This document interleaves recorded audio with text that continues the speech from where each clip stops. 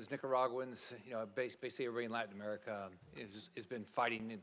A lot of them are in Miami, as you know, because they've had to leave these countries because of socialism and lack of opportunity. So what the president did, the willingness of the president with your support and with Pete Hegseth's and military was very, very, very well thought of. So the first thing I want to say is on behalf of Floridians, thank you for what you guys did.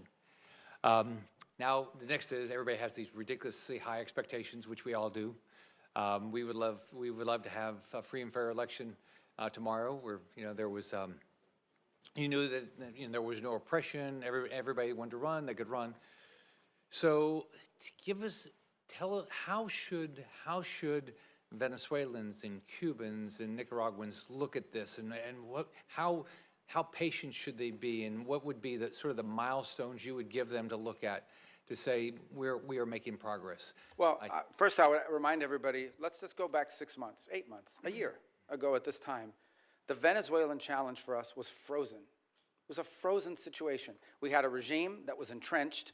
Its opposition was either in hiding or had been forced overseas. Edmundo Gonzalez lives in Spain. Maria Corina is no longer, she's very brave. She stood there as long as she could, but she had to leave. The others are in jail. They were increasing their relationships and outreach with Iran, and currently have existing ones with Russia, Cuba, and China.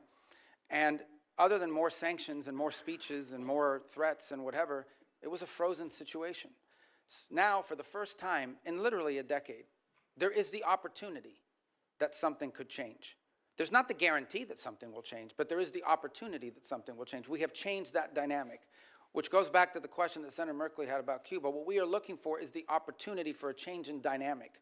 That's a country that's been backwards. It has no functional economy.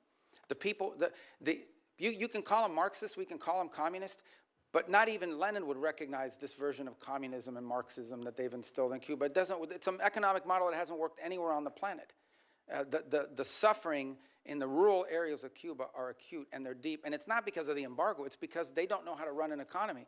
How is it the fault of the US embargo that Cuba, one of the world's largest sugar producers, now imports sugar? Because no sector of their society works. It's frozen and it's broken. But in the case of Venezuela, we have a glimmer of hope now, the opportunity to change the dynamic. Now, what that will require is smart decisions on our part, but ultimately it will require decisions made by Venezuelans, both those currently in charge of the interim authorities and those who may be in charge in the future as well to step forward. It is our sincere belief that the only way you're going to have a free, prosperous Venezuela that's allied with the United States is one in which every sector of their society is represented in their politics. And that includes many people who currently live abroad. And even the opposition, people like to say